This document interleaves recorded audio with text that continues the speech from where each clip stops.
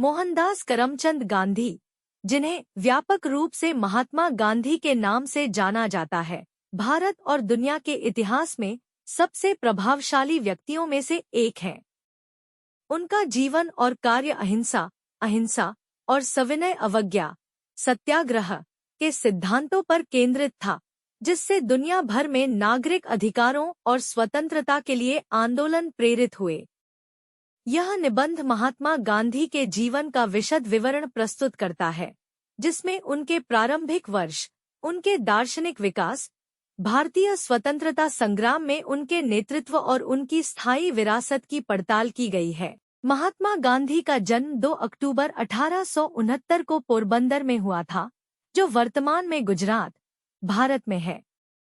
उनके पिता करमचंद गांधी पोरबंदर के दीवान, प्रधानमंत्री थे और उनकी माता पुतलीबाई एक गहरी धार्मिक महिला थी, जिन्होंने गांधी के आध्यात्मिक दृष्टिकोण को प्रभावित किया। गांधी 4 बच्चों में सबसे छोटे थे और अपेक्षाकृत संपन्न परिवार में पले बढ़े। बाल्यकाल में गांधी शर्मीले और अंतर्मुखी थे, लेकिन प्रारंभिक अवस्था से ही उनमें नैतिकता की गहरी समझ थी। वह गुजरात में प्रचलित जैन परंपराओं, अहिंसा और शाकाहार से गहरे प्रभावित थे। 13 वर्ष की आयु में गांधी का विवाह कस्तूरबाई माखनजी से हुआ, जो उस समय की प्रथाओं के अनुरूप था। यह प्रारंभिक विवाह आजीवन साझेदारी की शुरुआत थी, हालांकि यह उन सांस्कृतिक और सामाजिक मानदंडों को भी दर्शाता है जिन पर गांधी बाद में सवाल उठाएंगे। 1888 में गांधी कानून की पढ़ाई के लिए लंदन गए और यूनिवर्सिटी कॉलेज लंदन में दाखिला लिया। यह अवधि उनके लिए परिवर्तनकारी थी।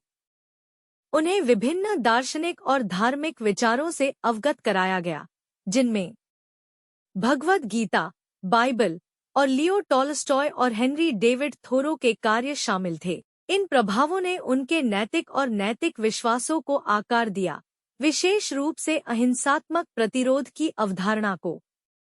कानून की पढ़ाई पूरी करने के बाद गांधी ने भारत में एक कानूनी प्रैक्टिस स्थापित करने के लिए संघर्ष किया। 1893 में उन्होंने दक्षिण अफ्रीका में काम करने का अनुबंध स्वीकार किया, जहां उन्होंने अगले 21 साल बिताए।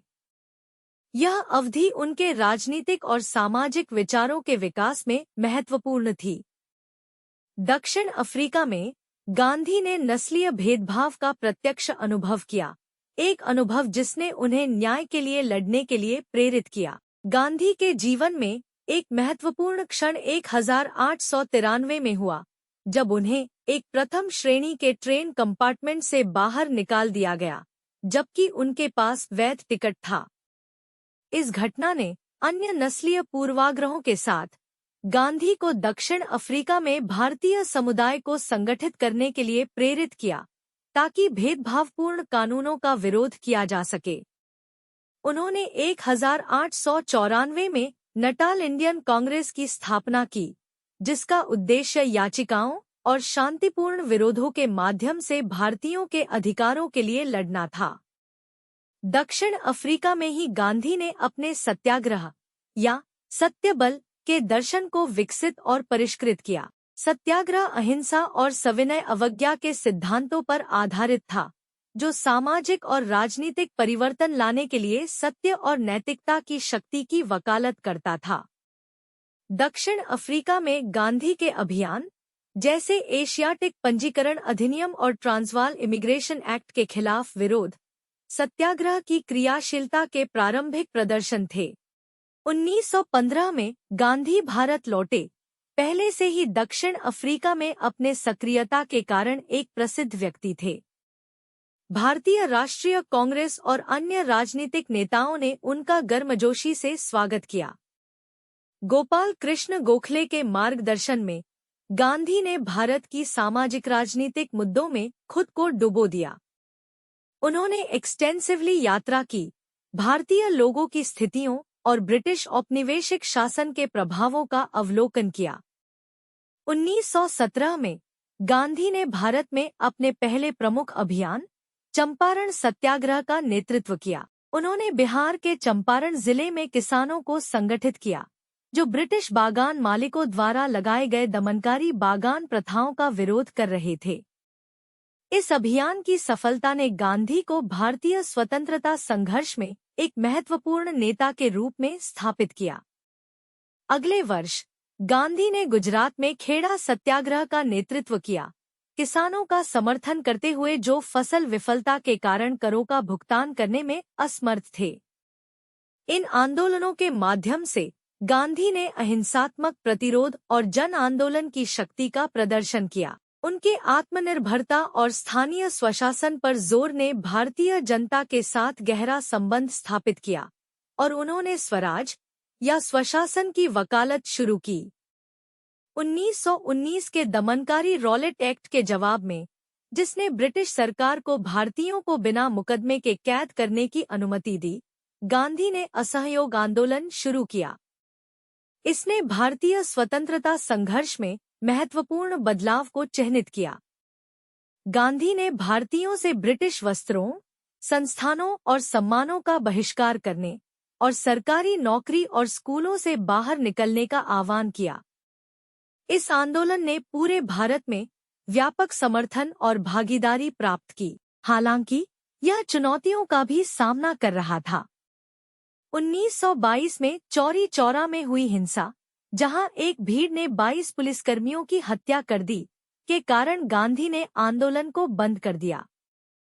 उन्हें देशद्रोह के आरोप में गिरफ्तार किया गया और 6 साल की सजा सुनाई गई, लेकिन स्वास्थ्य खराब होने के कारण 2 साल बाद उन्हें रिहा कर दिया गया। असहयोग आंदोलन के बावजूद भारतीय स्वतंत्रता संघर्ष में एक महत्वपूर्ण मोड़ था।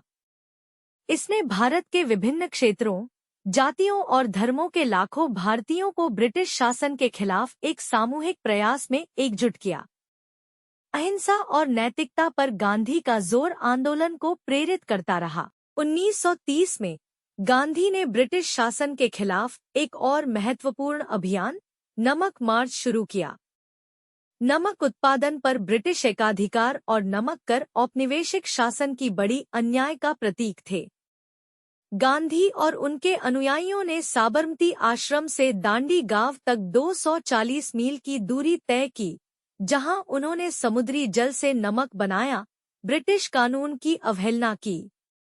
नमक मार्च ने राष्ट्रीय और अंतर्राष्ट्रीय ध्यान आकर्षित किया। इसने सविनय अवज्ञा के व्यापक कृत्यों को प्रेरित किया, जिसमें हजारों भारतीयों ने नमक कानूनों का उल्लंघन किया और बहिष्कार और विरोध में भाग लिया।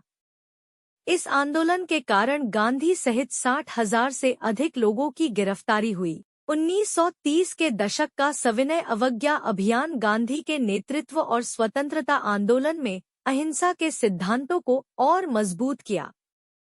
इसने भारतीय संघर्ष को वैश्विक मंच पर लाया, अंतर्राष्ट्रीय पर्यवेक्षकों से समर्थन और सहानुभूति प्राप्त की। द्वितीय विश्व युद्ध के दौरान गांधी का अहिंसा और स्वतंत्रता पर रुख परखा गया।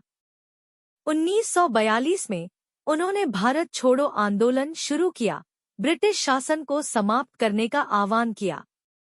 आंदोलन में बड़े पैमाने पर विरोध, हड़ताल और तोड़फोड़ के कार्य शामिल थे, क्योंकि भारतीयों ने तत्काल स्वतंत्रता की मांग की थी। ब्रिटिश सरकार ने दमन के साथ जवाब दिया, गांधी और अन्य कांग्रेस नेताओं को गिरफ्तार किया और विरोधों को दबाने के लिए बल का उपयोग किया।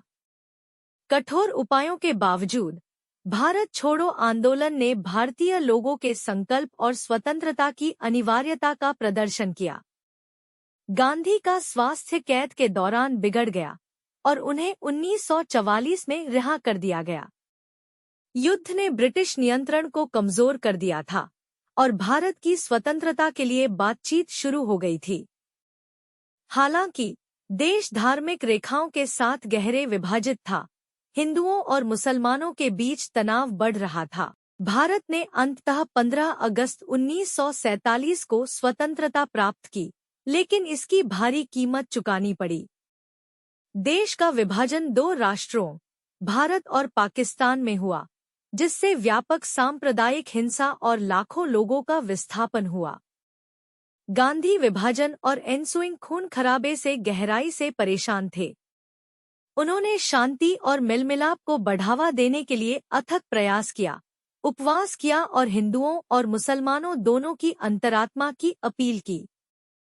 उनके प्रयासों के बावजूद हिंसा जारी रही। 30 जनवरी 1948 को महात्मा गांधी की नाथुराम गोडसे ने हत्या कर दी थी, जो एक हिंदू राष्ट्रवादी था जो मुसलमानों के साथ सुलह के गांधी के प्रयासों का विरोध करता था। गांधी की मृत्यु भारत और दुनिया के लिए एक गहरा नुकसान था, लेकिन उनकी अहिंसा और सत्य की विरासत बनी रही। महात्मा गांधी का अहिंसा और सविनय अवज्ञा का दर्शन दुनिया पर अमिट छाप छोड़ गया। उनकी शिक्षाओं ने कई नागरिक अधिकारों और मुक्ति आंदोलनों को प्रभावित किया, जिसमें मार्टिन लूथर किंग जूनियर द्वारा संचालित अमेरिकी नागरिक अधिकार आंदोलन, नेल्सन मंडेला द्वारा संचालित दक्षिण अफ्रीका में रंगभेद विरोधी संघर्ष और सामाजिक न्याय और मानवाधिकारों के लिए विभिन्न अन्य आंदोलन शामिल थे। गांधी की सत्याग्रह की अवधारणा ने अन्याय का सामना करने में सत्य और नैतिकता की शक्ति पर जोर दिया। उनका मानना था कि अहिंसा केवल एक रणनीति नहीं थी, बल्कि प्रेम और सभी प्राणियों के प्रति करुणा में निहित जीवन का एक तरीका था। स्वराज या स्वशासन का उनका विचार राजनीतिक स्वतंत्रता से परे स्वानुशासन और आत्मनिर्भरता को भी शामिल करता था। गांधी ने पारंपरिक शिल्पों के पुनरुद्धार और कुटीर उद्योगों को बढ़ावा देकर आर्थिक आत्मनिर्भरता का भी समर्थन किया। सादगी और स्थिरता पर उनका जोर पर्यावरण संरक्षण और सतत विकास के लिए समकालीन आंदोलनों के साथ प्रतिध्वनित होता है। अहिंसा, सत्य और करुणा के सिद्धांतों पर आधारित एक न्यायसंगत और समान समाज के गांधी के दृष्टिकोण ने दुनिया भर के व्यक्तियों और आंदोलनों को प्रेरित करना जारी रखा। उनका जीवन और कार्य अन्याय के सामने नैतिक और नैतिक नेतृत्व की स्थायी शक्ति की याद दिलाते हैं। महात्मा गांधी का जीवन न्याय और स्वतंत्रता के संघर्ष में अहिंसा और सत्य की शक्ति का प्रमाण था। भारत में उनके प्रारंभिक